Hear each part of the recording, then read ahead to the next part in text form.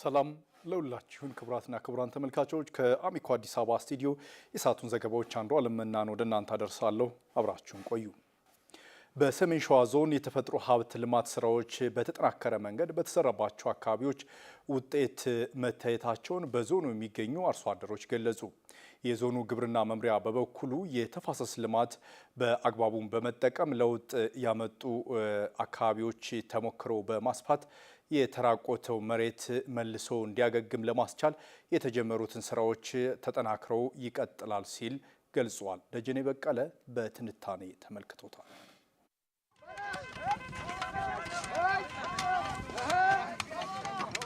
በባለፉት ዓመታት በሰሜን ሸዋ ዞን በውጤታማነት የተከናወኑ የተፈጥሮ ሀብት ልማትና ጥበቃ ስራዎች የአካባቢውን ስነ ምህዳር በመጠበቅ ጉልህ ሚና እየተጫወቱ ይገኛሉ። አርሶ አደሮችም አካባቢያቸውን በመጠበቃቸው በምጣኔ ሀብቱ ተጠቃሚ ሲሆኑ በቂ የእንስሳት መኖ ከማግኘት ባሻገርም ምርታማነት በእጅጉ መጨመሩን ከተለያዩ ወረዳዎች ለአሚኮ በስልክ መረጃ የሰጡ አርሶ አደሮች ተናግረዋል። አሁን በጣም የተሻለ ነው። በምርትም ሆነ በማንኛውም ሆነ በልማት በደና ሸፋፎ ነው ሆነ ያሁኑ በጣም አሪፍ ነው። እህልም የማይበቅልበት በውሃና በከብት የተጎዳ ቦታ ነበረ። ህብረተሰቡ ራሱ ፍላጎት መሬቱን በማዘጋጀት ያው ሁሉም አካባቢ ለምቶ አሁን መሬቱም ከጥፋት ድኗል ማለት ነው። ልክ ግጦሽ ነበረ መሬቱን የምጠቀሙበት በተፋሰስ ተሰራና አትክልት ግራር እና ባህር ዛፍ ተተከለ። ውስጡ ተፋሰስ የተሰራው ከከብት ንክኪነት ቀርቶ ውስጡን እያጨድኩ ሳሩን እየተጠቀምኩበት ነው ያለሁት አሁን ለከብቶቼ ማለት ነው። የሞጃና ወደራ ወረዳ ግብርና ጽሕፈት ቤት ምክትል ኃላፊ ደምሰው ወርቁ እንዳሉትም የተከናወኑ የተፈጥሮ ሀብት ልማትና ጥበቃ ስራዎች አፈርን ከመሸርሸር ታድገዋል፣ ዘርፈ ብዙ ጥቅሞችንም አስገኝተዋል። ይሁን እንጂ አንዳንድ አካባቢዎች ላይ ለተከላ የተዘጋጁ ችግኞች ተፈጥሯዊ በሆነ መልኩ ባለመጽደቃቸው ሌሎች አማራጮችን ስለመጠቀም ታስቦ ወደ ተግባር ተገብቷል ነው ያሉት። አግሮ ኢኮሎጂውና የሚተከለው የእጽዋት አይነት ያለመጣጣም ሁኔታ ነው የጥቅም መጠኑን እንትን የሚለውና እዛ ላይ ያለው ከዚህ አኳያ ነው። ደጋማ አካባቢው ላይ አሁን አገር በቀል እጽዋት እንትከል ስንል እዛ ላይ እንትን የማይሉ እጽዋቶች አሉ። ደጋማው አካባቢ ላይ እሱን በደጋ ፍራፍሬ ከዚህ ከተፋሰስ ጋር በማያያዝ አፕል በሰፊው እንዲተከል በማድረግ እዛ ላይ ጥቅም እየሰጠ ያለበት ሁኔታ ነው ያለው በእኛ ወረዳ። በሰሜን ሸዋ ዞን ግብርና መምሪያ የተፈጥሮ ሀብት ጥበቃና አጠቃቀም ቡድን መሪው ጌታነህ ተክለማርያም እንዳሉት ደግሞ የተሻለ ስራ በተከናወነባቸው አካባቢዎች የአፈር መሸርሸር መቀነሱንና ምርታማነት በእጅጉ መጨመሩን በጥናት መረጋገጡን አመላክተዋል። የተሻለ ጥበቃ የተደረገላቸው ተፋሰሶች አንደኛ የአፈር ክልት ቀንሷል። ለምሳሌ ያሳግርት እንዳውሌን ታውቀው ከሆነ 7% የአፈር ክልት ቀንሷል ይላል። ከዚያ ውጪ የደን ሽፋኑ ጨምሯል። ሰብል ልማቱ ላይ የተለያዩ ሰብሎች ተቀምጠው እዚያ ሰነ ላይ የሚያሳየው ፐር ሄክታር እስከ 9 ኩንታል አካባቢ ጭማሪ አሳይተዋል ይላል። እነዚያ ተፋሰሱ ላይ የተጠናው ጥናት። ይሁን እንጂ በዞኑ የአባይ ተፋሰስ አካባቢዎች ማለትም ባሶና ወረናን፣ ሙጃና ወደራን ጨምሮ በመንዝ ቀጠና ወረዳዎች ተግባሩ በሚፈለገው ደረጃ ውጤታማ እንዳልሆነ ነው አቶ ጌታነህ የገለጹት።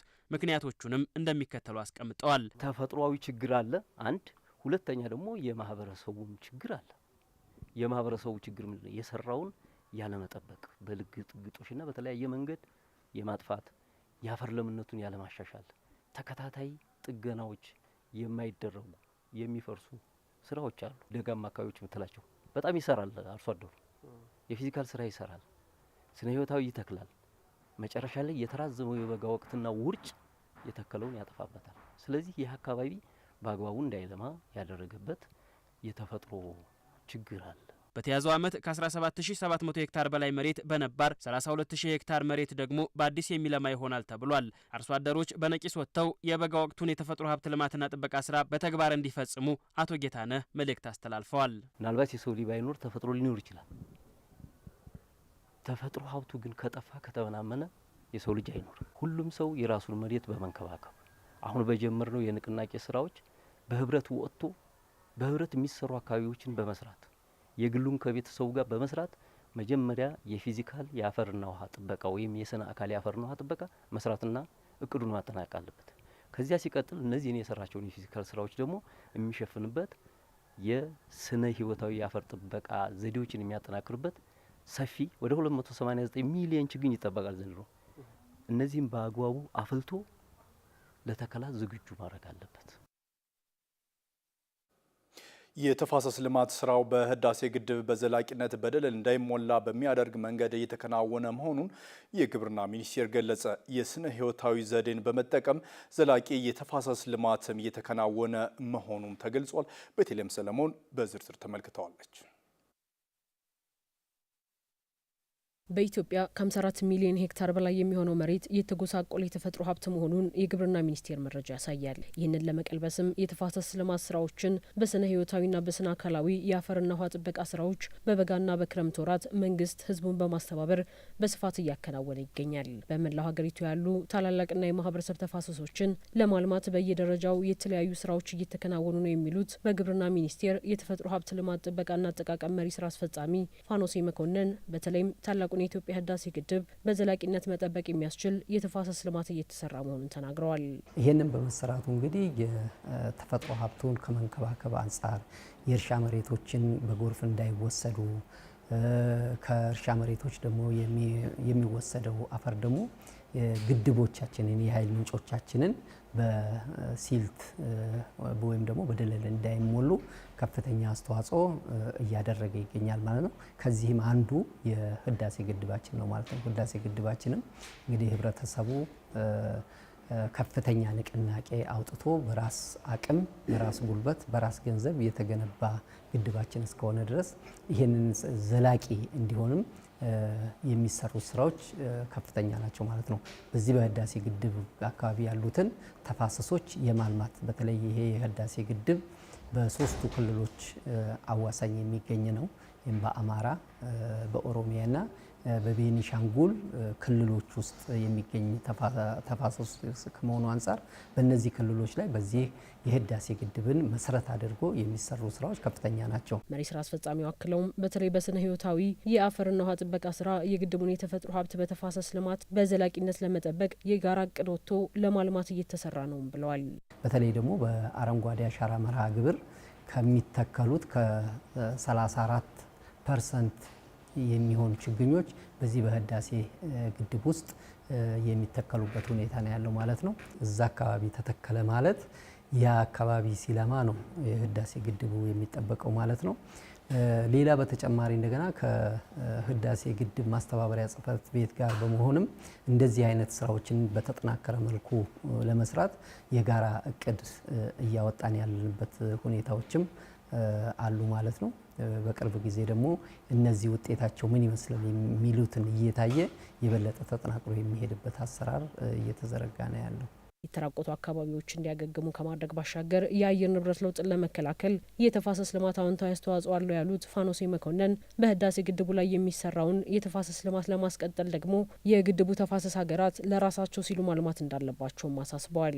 ጎረቤት ሀገሮችም ሌሎችም የኢትዮጵያን ተሞክሮ እንዲወስዱ ከፍተኛ ጥረት እየተደረገ ነው። አንደኛ ከፍተኛ አመራሮቹም ባለሙያዎቹም በተለያዩ ሀገር ሲሄዱ የእኛን ሀገር የተፈጥሮ ሀብት ስራዎችን የስነ አካላዊም የስነ ህይወታዊንም በተለይ ደግሞ የአረንጓዴ አሻራ መርሃ ግብራችንን የማስተዋወቅና በሌሎች ሀገሮችም እንዲተገበር የማድረጉ ከሀገራችን ችግኝ እያፈሉ ለጎረቤቶቻችን እስከ መስጠት ድረስ ሌሎች ሀገሮችም ደግሞ የእኛን የአረንጓዴ አሻራ መርሃ ግብር መጥተው እንዲጎበኙ ማበረታታት መጥተው እየጎበኙም ደግሞ በራሳቸው ሀገር ላይ በመተግበር የአፍሪካንም የዓለምንም የአየር ንብረት ለውጡንም አጠቃላይ ስነ ምህዳሩን የተሻለ እንዲሆን የማድረግ ጥረቶች በከፍተኛ ሁኔታ እየተሰሩ ነው ያሉት ማለት ነው። በተፈጥሮ ሀብት የሚሰሩ የተፋሰስ ልማቶች ላይ ማህበራትን በማደራጀት በሺዎች ለሚቆጠሩ ዜጎች የስራ እድል መፍጠርና ምርታማነትን በማሳደግ ተጠቃሚ የሚያደርጉ ስራዎች በቀጣይም ተጠናክረው እንደሚቀጥሉ ተገልጿል። ቀጥለናል ተመልካቾች። በሀገሪቱ አገልግሎት እየሰጡ የሚገኙ ጤናና ጤና ነክ ተቋማት ዝቅተኛ ደረጃ ላይ እንደሚገኙ ተገለጸ። ጥራት ያለው ደህንነቱ የተጠበቀ ጤናና ጤና ነክ አገልግሎቶችን ለማረጋገጥ እርምጃዎችን እየወሰደ እንደሚገኝ የጤና ሚኒስቴር አስታውቋል። ኢብራሂም መሐመድ ተጨማሪ ዘገባ አዘጋጅቷል። በኢትዮጵያ ከ52000 በላይ የመንግስትና የግል የጤና ተቋማት ይገኛሉ። ምቹ ግንባታ፣ ብቁ ባለሙያ፣ የሕክምና መሳሪያዎችና አገልግሎት መስጠት የሚያስችል ህጋዊ መረጃን ከማሟላት አንጻር በተደረገው ጥናት 17 በመቶዎቹ ወይም 8900 የሚጠጉት ብቻ አገልግሎት መስጠት የሚያስችላቸውን ዝቅተኛውን ተፈላጊ መስፈርት አሟልተዋል። ቀሪዎቹ 43000 የጤና ተቋማት ዝቅተኛውን መስፈርት ሳያሟሉ አገልግሎት እየሰጡ ይገኛሉ። ጤና ነክ አገልግሎት የሚሰጡ ሆቴሎች፣ ካፌዎች፣ ስጋ ቤቶችና ጭማቂ ቤቶች 81 በመቶዎቹ ዝቅተኛውን መስፈርት ሳያሟሉ ለህብረተሰቡ ጤናው ያልተጠበቀ አገልግሎት እየሰጡ ነው። የዚህ ችግር መነሻው ጠንካራ ቁጥጥር ባለመኖሩ የተፈጠረ መሆኑን የአፋር ክልል ጤና ቢሮ ጤናና ጤና ነክ ቁጥጥር ዳይሬክተር ወይዘሮ አሲያ ኑሩና የአማራ ክልል ጤና ቢሮ ጤናና ጤና ነክ ግብአት ቁጥጥር ዳይሬክተር አቶ ጌትነት ስንታየው ገልጸዋል። ያው የመንግስቱ ላይ ያለውን አሁን ለምሳሌ ቁጥጥር እናደርጋለን፣ ያሉትን ጋፖች አይተን ለነሱ እናሳውቃለን። ግን ያው እርምጃ ለመውሰድ ትንሽ ከበድ ይላል። የግሉ ላይም ያለው በተወሰነ መልኩ ትንሽ የተሻለ እንትን አለ፣ ግን ትንሽ ደረጃቸው አሳሳቢ ደረጃ ላይ ነው ያለው። ከታህሳስ 20 ጀምሮ ከፌዴራል ጤና ሚኒስቴር ከዘርፉ ጋራ የቁጥጥር ዘርፉ ጋራ በጋራ በመሆን በ4 ከተሞች ባህር ዳር፣ ጎንደር፣ ደሴና ደብረ ብርሃን ላይ ተቋማትን ድንገተኛ ቁጥጥር በማድረግ ከፍተኛ ግኝት ያገኘንበት አጋጣሚ ስለነበረ የማረምም የማስተካከልም ስራ እየሰራን ነበር። ይሄን ነው እንደ ሀገር ጤናና ጤና ነክ ተቋማት ደረጃቸውን አለማሟላት ችግሩ የከፋ መሆኑን በጤና ሚኒስቴር የጤናና ጤና ነክ ተቋማትና ባለሙያዎች ቁጥጥር መሪ ስራ አስፈጻሚ አቶ እንዳልካቸው ጸዳል ገልጸዋል። ሲመዘኑ እነዚህ ተቋማት አመዛኞቹ ከሚጠበቀው በታች ናቸው። በአጠቃላይ የተሻለ የሰሩ አሉ። ለምሳሌ ኮምፕሬሄንሲቭ ስፔሻላይዝድ ሆስፒታል ደረጃ ላይ ያሉት ዲያግኖስቲክ ሴንተሮቹ የተሻሉ የሚባሉ ቢሆኑም እንደ ሀገር ግን በድምር ግን 17.3% የሚሆኑት ናቸው ወይም ደግሞ ይህን መስፈርት አሟልተው የተገኙ ማለት ነው። ይሄ ከጤና ተቋም አንጻር ነው። ጤና ነክ ተቋማት የምንላቸው ደግሞ አሉ። ሆቴል፣ ካፌዎች፣ ጁስ ቤቶች፣ ስጋ ቤቶች፣ በአጠቃላይ የሰው ልጅ የሚገለገልባቸው የምንላቸው ነገሮች እነዚህም እንደዚሁም የራሳቸውን ስታንዳርድ አላቸው በዝቅተኛ ሊያሟሉት የሚገባው። ከዚህም አንጻር በባለፈው 2017 በጀት ዓመት ስንለካ 19.5 የሚሆኑት ፐርሰንት ብቻ ናቸው ይህን አሟልተው የተገኙት። የጤና ተቋማትና ጤና ነክ አገልግሎት ሰጪዎችን ደረጃ ለማሻሻል እርምጃዎችም እየተወሰዱ ነው ብለዋል። በጤና ነክ በጤና ተቋሙ ጤና ባለሙያም ሳይቀር ለዚህ የተዘጉ ጤና ተቋማት በጣም ብዙ ናቸው። ማህበረሰቡ መዘጋታቸውን ነው የሚያውቀው እንጂ በውስጡ ምን ችግር ደርሶባቸው እንደተዘጉ ላያውቅ ይችላል። ግን አንድ ተቋም ታሸገ ማለት እዛ ተቋም ውስጥ ለማህበረሰቡ የማይጠቅም ወይም ደግሞ ከታለመለት ዓላማ ውጭ የሚሰራ ነገር አለ ማለት ነው። ወይ ደግሞ ወይ ሕክምና መሳሪያው ብቁ አይደለም፣ ወይ የማይሰራ ሕክምና መሳሪያ እየሰራ ሊሆን ይችላል፣ ወይ ህጋዊ ባልሆነ ባለሙያ እንግዲህ ማህበረሰቡ ሄዶ መታከሙና ነጭ የለበሰ በሙሉ ሐኪም ላይሆን ይችላል።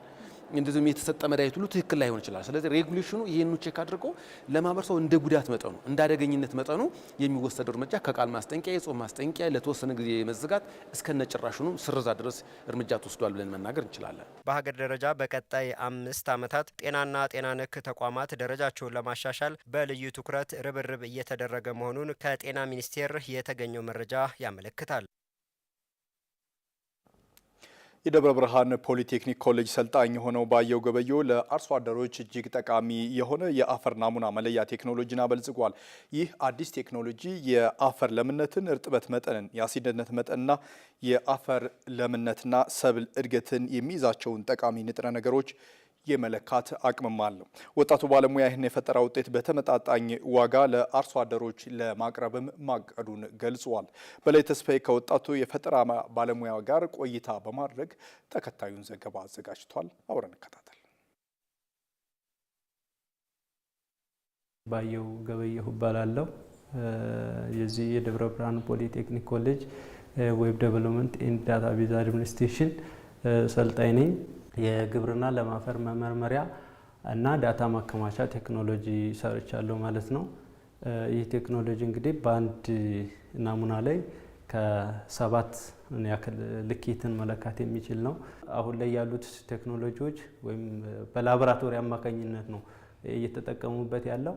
ለአንድ ናሙና ራሱ ከሳምንታት ብዙ ሳምንታት የሚፈጅ እንደገና ደግሞ ያውጤት ደግሞ ታይዞ እስከመጣ እስከ 6 ወር የሚፈጅ ነው። ይሄ ቴክኖሎጂ ግን በደቂቃዎች ውስጥ ደቂቃ ባልሞላ ውስጥ ብዙ ሰዎችን ማስተናገድ የሚችል ነው። ውጤቱንም አውቶማቲካሊ ይዞ ማሳየት የሚችል ቴክኖሎጂ ነው ማለት ነው። ዞን ተሰባስቦ እስከሚመጣ ከዞኖች ደግሞ ከእያንዳንዱ ወረዳ ተሰብስቦ እስከሚመጡ ደግሞ ከዚህ ደግሞ ወደዛ እስከሚላክ መጀመሪያ ላይ የነበረውን የአፈሩ ይዘት እያጣ ይሄዳል።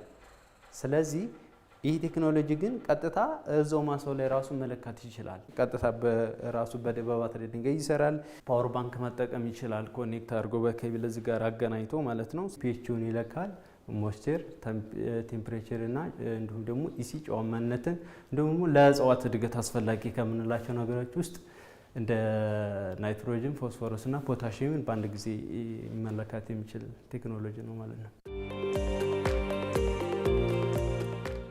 መጀመሪያ እዚህ ጋር ናሙናው እንደለካን ቀጥታ ምንድነው የምናደርገው? እዚህ ላይ ውጤቱን ያሳየናል። እዚህ ጋር ዋይፋይ ኮኔክት ካደረግን በኋላ እዚህ ላይ ሴንድ የሚለውን በተን እንለካለን። ከዛ አይዲ ይጠይቀናል። አይዱን ካስገባን በኋላ ቀጥታ ዳታውን ይልከዋል ማለት ነው። ልክ ዳታውን ከላከ በኋላ እዚህ ላይ ድረ ገጹ ላይ ገብተን ልክ የገበሬው ስም አለ፣ አይዲው አለ። ከዛ እንደዚሁም ሞይስቸር፣ ቴምፕሬቸር፣ ኢሲ፣ ናይትሮጅን፣ ፎስፈረስ፣ ፖታሺየም እያለ እዚህ ላይ እንደዚህ ውጤታቸውን እያንዳንዱን እዚህ ልኬት ያገኘነውን እዚህ ላይ ያሳየናል ማለት ነው።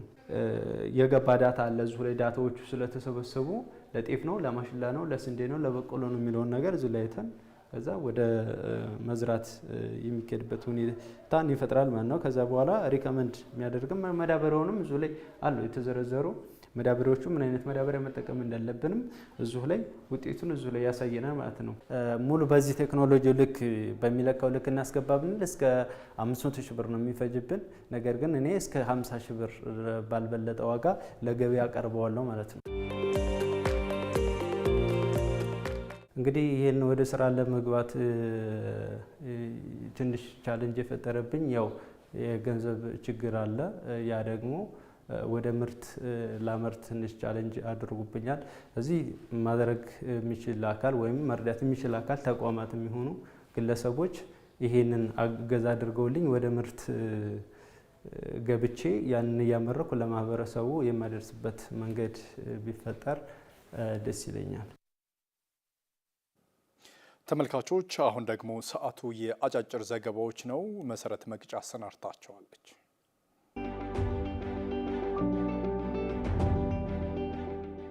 የውጭ ጉዳይ ሚኒስትር ዶክተር ጌዲዮን ጢሞቴዎስ ከአሜሪካ ምክትል የውጭ ጉዳይ ሚኒስትር ጋር ተወያዩ። የኢፌዴሪ የውጭ ጉዳይ ሚኒስትር ዶክተር ጌዲዮን ጢሞቴዎስ በጽህፈት ቤታቸው የአሜሪካው ምክትል የውጭ ጉዳይ ሚኒስትር ክሪስቶፈር ላንዳውን ተቀብለው አነጋግረዋል። በውይይታቸው በኢትዮጵያና በአሜሪካ መካከል ያለውን የቆየ ግንኙነት ይበልጥ ማጠናከር በሚቻልባቸው መንገዶች ላይ መክረዋል። በተጨማሪም በቀጠናዊና ዓለም አቀፋዊ ጉዳዮች ዙሪያ ሰፊ የሀሳብ ልውውጥ አድርገዋል። ኢትዮጵያና አሜሪካ ለ120 ዓመታት የዘለቀ ታሪካዊና ዲፕሎማሲያዊ ግንኙነት ያላቸው ሲሆን የዛሬው ውይይትም ይህንን ስትራቴጂካዊ ትብብር ወደ ላቀ ደረጃ ለማሸጋገር ያለመ ነው ተብሏል።